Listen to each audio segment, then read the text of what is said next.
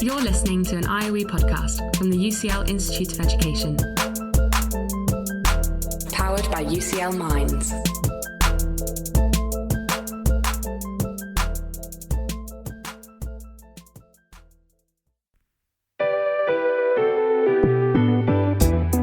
This is Research for the Real World. Conversations with researchers about the paths they've taken to shape our everyday lives.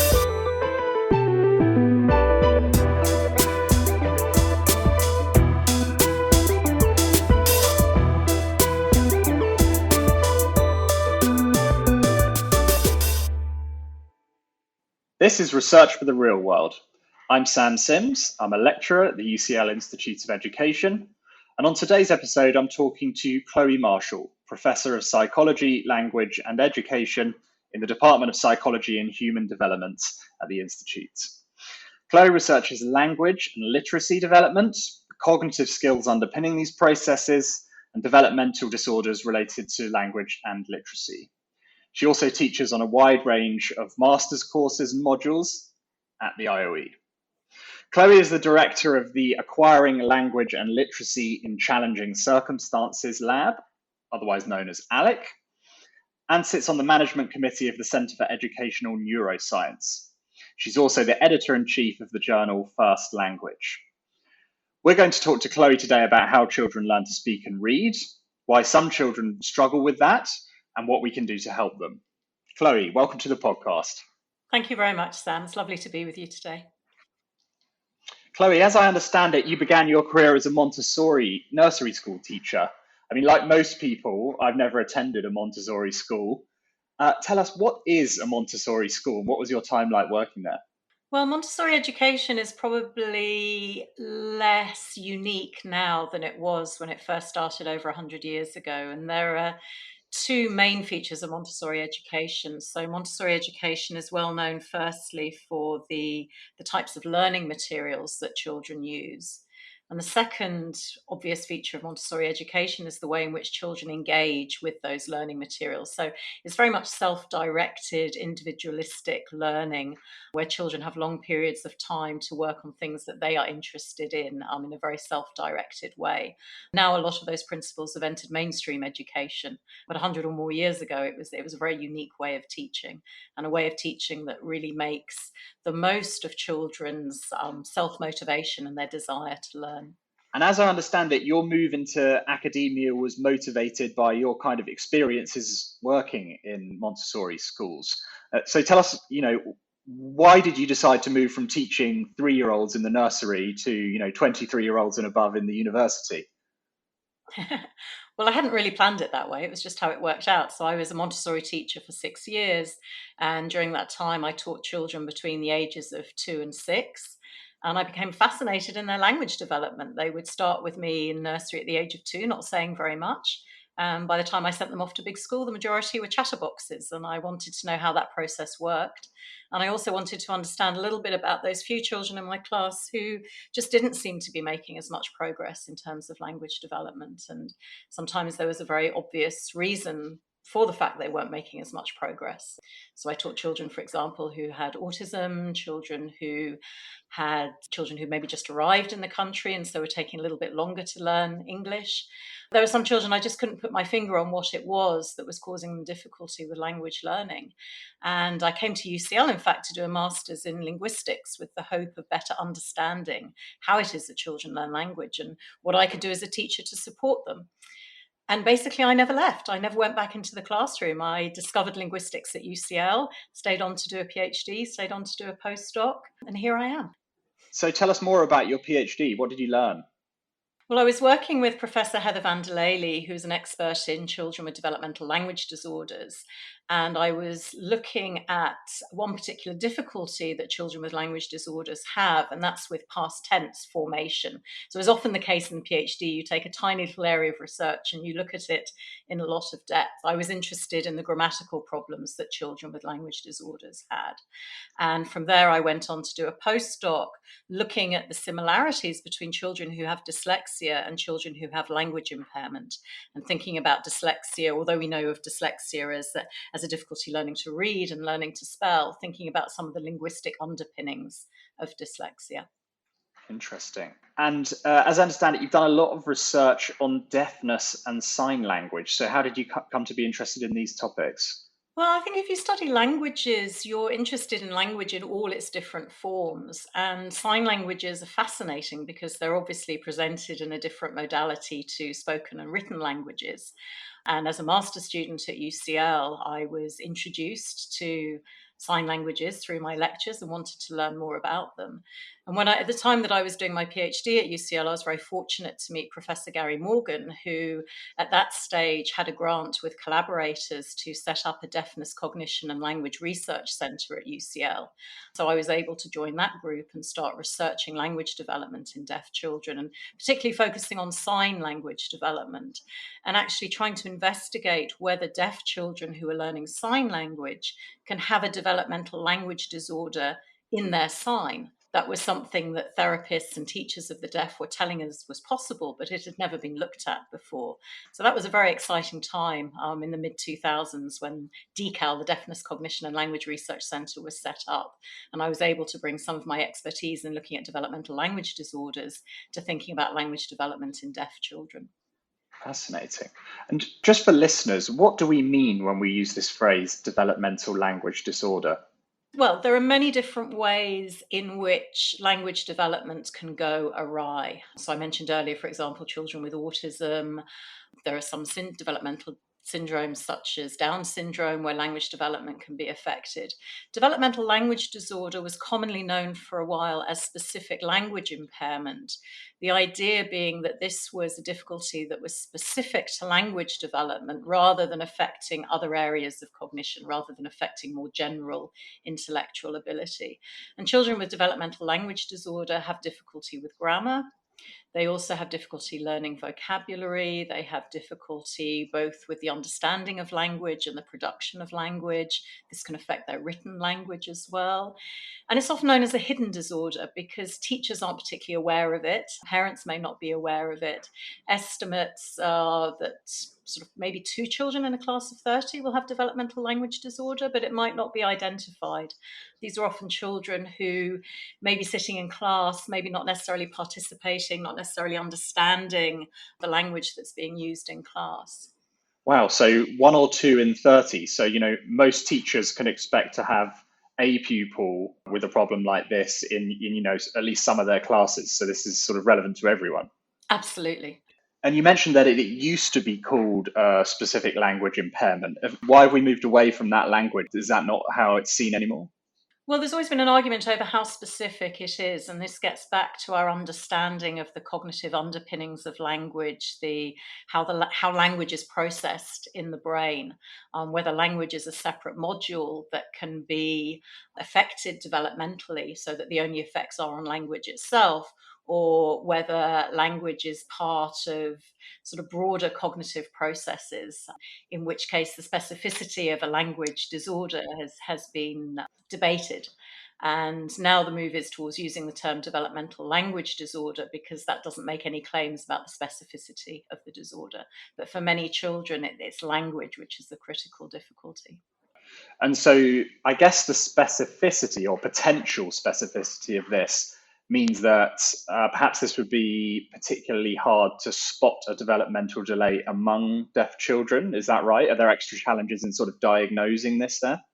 That's exactly the point. Yeah, it's exactly the point. So, I mean, listeners may not know this, but the majority of deaf children are born to hearing parents who are not expecting a deaf child, hearing parents who know nothing about deafness, who've never seen deaf role models, who don't know about the vibrant deaf community, who don't know about, in our country, British Sign Language. And so many deaf children will grow up with a language delay.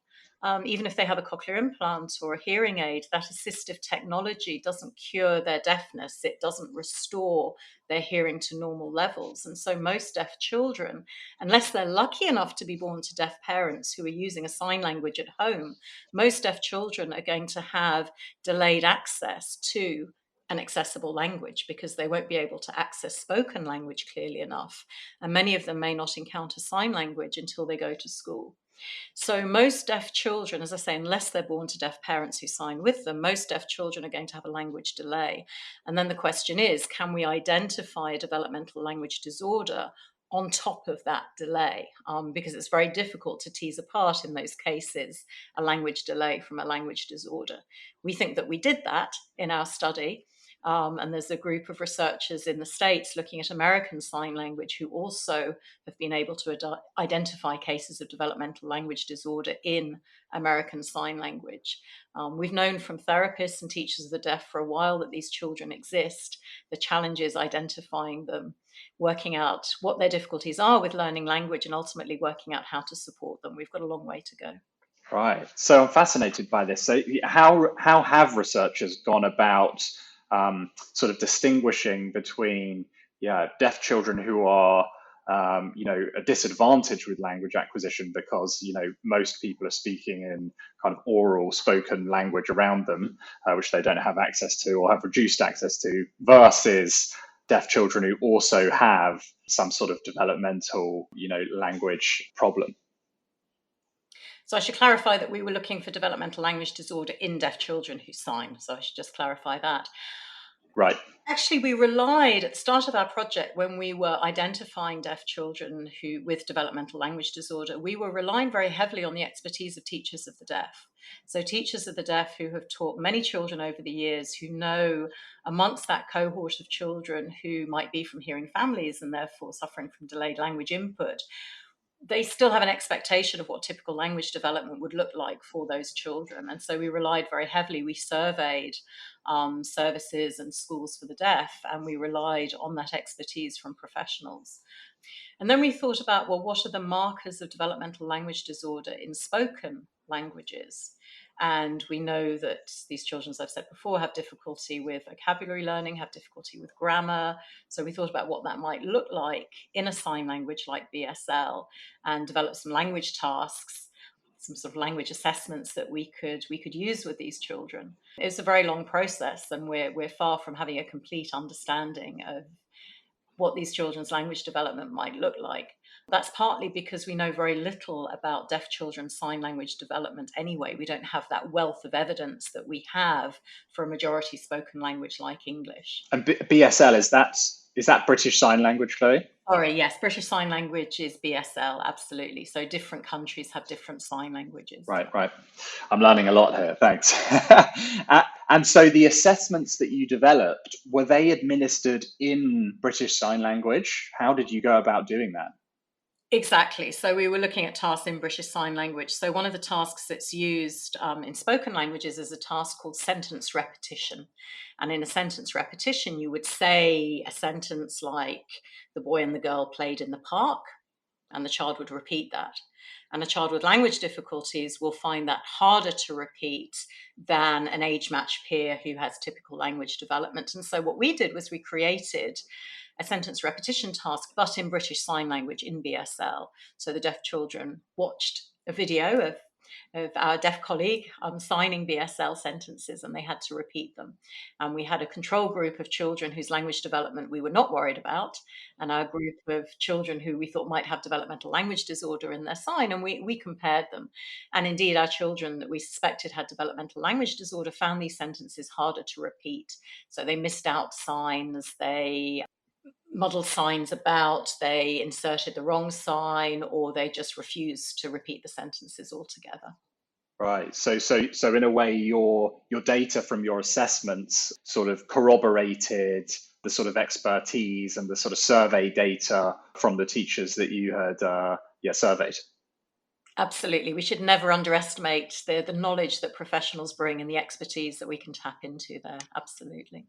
That was one of the tasks. We had other tasks as well, narrative tasks, for example. So telling a story, telling a narrative is something that we know children with spoken developmental language disorder find difficult. And that turned out to be the same for our deaf children with developmental language disorder too. They didn't have difficulty so much with the overarching construction of the story, the explanation of what was going on. It was more at the grammatical level and choosing vocabulary. And BSL is a language which is set out in space, and you have to use space according to certain conventions. And it was those conventions that they found a little bit more difficult than we would expect, given their age. And so you said we're kind of at the we've made a lot of progress, but we're at the early stages here. I mean, what do we know about kind of how we can help deaf children with developmental disorders develop their language skills? Well, I can't give a very good answer to that because I'm not a speech and language therapist. But it raises the question as to whether what these children need is more sign language input or whether they need sign language input of a different kind. So if these children really do have a language learning disorder, maybe more of the same input is not what they need. Maybe they need a different type of input, an input which is carefully crafted to their needs. How interesting, how interesting. And I think you've been involved in some work, Chloe, developing a sort of toolkit for teachers and other educators around deaf awareness. Can you tell us about that?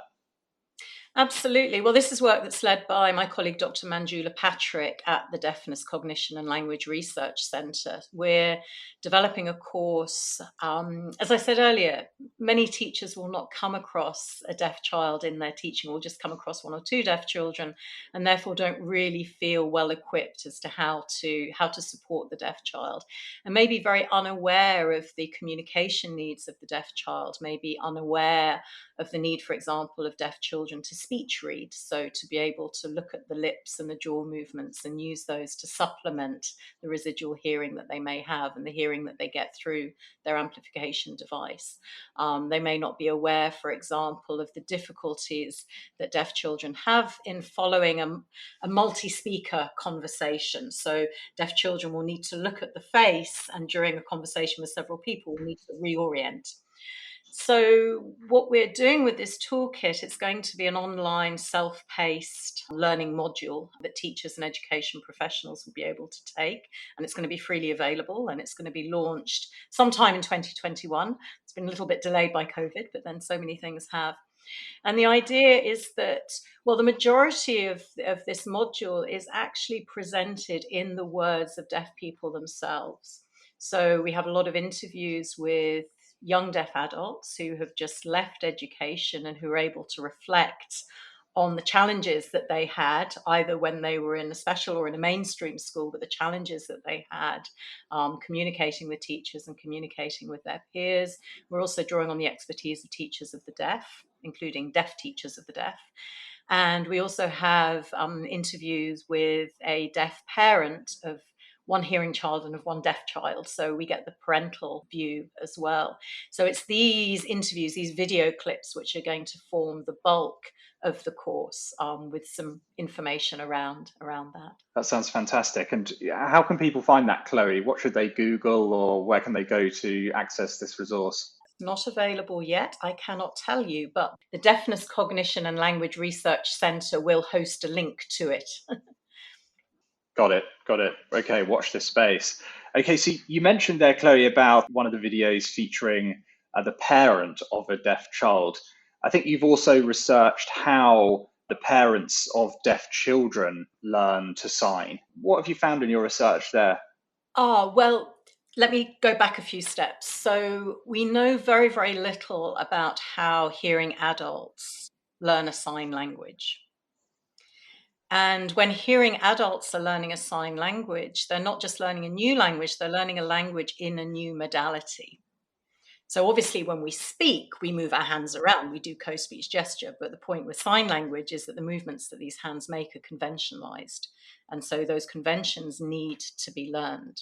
So people who are hearing adults who are learning a sign language are learning not just a uni language, but having to use their hands in a particular way, and not just using their hands, but using multiple articulators. So sign languages involve the eyes and eye gaze, they involve the eyebrows, there's information on the mouth, there's information through facial expression, through the turn of the torso, the way that the shoulders are facing, for example. So it's a very different type of language, and we know very, very little, even though many hearing parents of deaf children will want to learn to sign, And indeed, many hearing adults will be interested in learning sign because it's a fun language to learn, or they may want to train as a sign language interpreter or as a teacher of the deaf. But we know very little about how these people learn a sign language. And it's really important that we understand this. It's really important that we understand how learners learn so that we can teach them better. Sign languages are just as challenging to learn as spoken languages. And so that means that the language input, the sign language input that parents are providing to their deaf child might not be grammatical, might not be rich in terms of vocabulary. And so we need to teach people how to sign better. But at the moment, we don't even know how they learn sign language. So the project that I'm running is at the very early stages of trying to understand how it is that hearing adults learn a sign language. You mentioned there, Chloe, the importance of gestures and expressions and the information that the mouth carries, even for deaf people. I mean, at the moment, a lot of us, for public health reasons, are covering our mouths with face masks in order to stop transmission of infection. What implications does that have for deaf people? Well, it obviously has very strong implications because the sound is muffled and those visual cues are not there. But in fact, there are implications more generally because pretty much all of us rely on being able to speech read in order to supplement that auditory stream, which, as I say, will be muffled with a face mask. We've been doing some work with young children. We started this project long before COVID, but we've been interested in the many cues that parents and caregivers use when they communicate with children. And by cues, I mean things like parents using their hands to point at objects, using their hands to manipulate objects when they're talking about them, using their hands to produce gestures which represent the object in some way, but also using their voices, so modulating their voices to have these sort of big intonational contours to speed up or to slow down their speech, to use certain words like onomatopoeic words. By that we mean sort of animal noises, sound effects, words which sound like what they refer to. Parents have a whole toolkit of cues that they use in order to facilitate language learning and in order to facilitate communication. And we've been thinking about how it might be useful for caregivers and for parents in a time of face mask wearing to think about how they can capitalize, how they can use these resources to affect effective communication and effective language learning. So yes, these cues are really, really important, particularly at a time of mask wearing. Yes. I mentioned at the start, Chloe, that you're involved in the Centre for Educational Neuroscience. And I know that some of your research has looked at the relationship between language acquisition and executive function. Can you tell us, well, firstly, tell us what executive function is and what that research, what you've learned from that research? Absolutely. So again, this is research that we've carried out with deaf children and hearing children. And executive functions are those skills that you need in order to be able to plan and carry out a complex task. So executive functions enable you to see a task through, and they're particularly important in a school context. So you would use your executive functions, for example, if you're needing to write an essay, if you're needing to work through a set of maths problems, if you're needing to carry out a science experiment. So executive functions are absolutely critical at school. And we know that some children who are deaf might have lower executive functions than would be expected given their age. So that's not the case for all deaf children by all means. So deaf children who are born to deaf parents who are learning to sign tend to have age appropriate executive functions. But those deaf children who have, for whatever reason, a language delay tend to also have delayed executive function development. And our research project was interested in looking at this relationship between language and executive functions. So some researchers have argued that it's language development which drives the development of these important executive function skills. And other people have argued that it's the reverse, that it's executive function development that drives language development. And if you don't have strong executive functions, you're going to have difficulty learning language. And of course, there's also an argument for it being a bidirectional relationship. And in order to answer this question, we looked at a large group of deaf children and a large group of hearing children, and we followed them over 2 years. And we assessed them at those 2 time points, at 2 years apart. We assessed a lot of executive function skills. Importantly, we assessed these skills through non-verbal tasks. So these were all visual, spatial, and non-verbal tasks. And we also had measures of their vocabulary at those 2 different time points.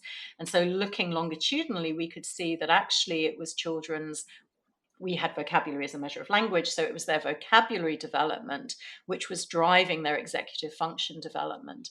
And that's really important when we're thinking about the language development of deaf children, that importance, again, of a really rich language learning environment for children, so that will also boost those academically important executive function skills.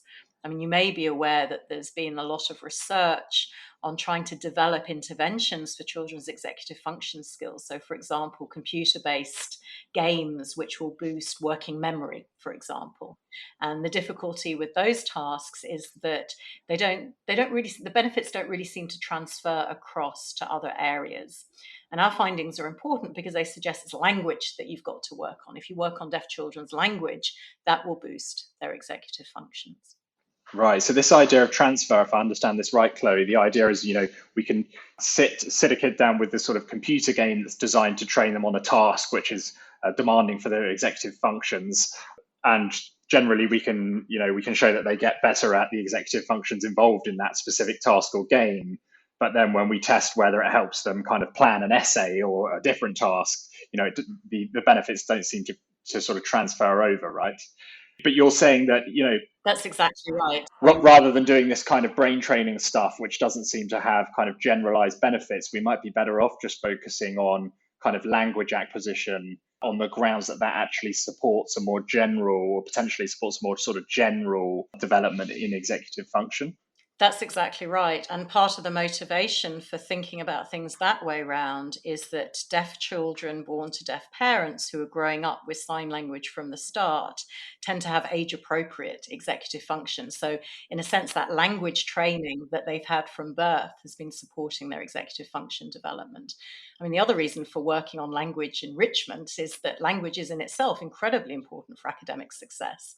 Right, in and of itself. In and of itself, absolutely. For literacy learning, right. For maths, it has a huge range of benefits. Social development, emotional regulation is absolutely central to everything in our lives. Yeah, and I guess this is the point you were making about them having a sort of bi-directional relationship, such that language helps improve executive function, and then executive function might help you, write a complicated essay when you're in secondary school or something like that, which is, then reflected in that essentially sort of language-based skill of writing. Absolutely right. That's why we always need to think about language and cognition together. Absolutely. Chloë Marshall, I've learned so much from talking to you today. Thanks very much for coming on the podcast. It was an absolute pleasure, Sam. Thank you very much. You can find more about Chloe's research by following her at Chloë RU Marshall on Twitter, and you can find links to her research in the show notes. If you have questions or topics you'd like us to address in future interviews, also follow the links in the show notes and record your question there using either voice or text. And as an added bonus, you can find the Research for the Real World playlist featuring tracks contributed by previous guests and producers. That's also in the links. Follow the links to Spotify. I'm Sam Sims, and this has been Research for the Real World. Goodbye.